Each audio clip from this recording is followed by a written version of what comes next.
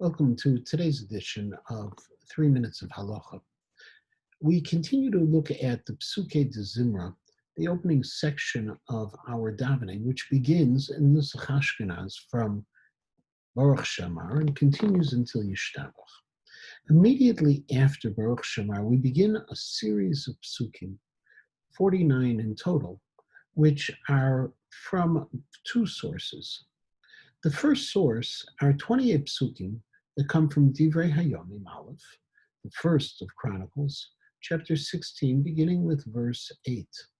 These psukim were all psukim recited by David HaMelech after he brought the Aron, the Holy Ark, to Yerushalayim. If you recall the story which we read both in Divrei Hayomim and also in Shmuel Bet, after David HaMelech had established the city of David as his capital, he brought the Aron from the city of Givon with a tremendous celebration and with sacrifices and together with the Levium.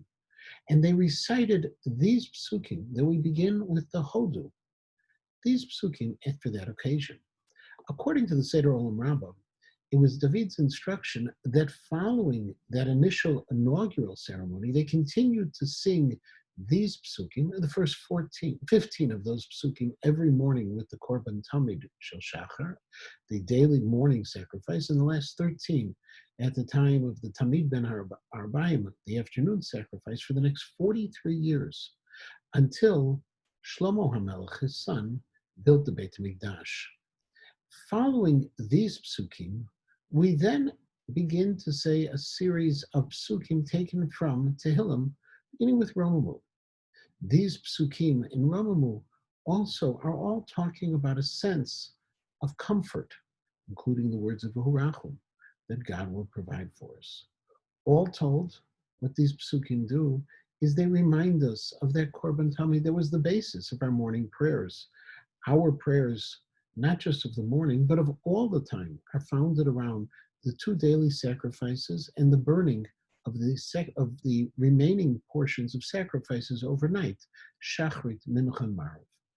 The Kolbo cites the Eshkol, 12th century, who explains that this custom is actually based on the fact that David HaMelech said the song in front of the Aron during the time of the Tamid. To this day, there are different customs as a result of when we say the Hodu.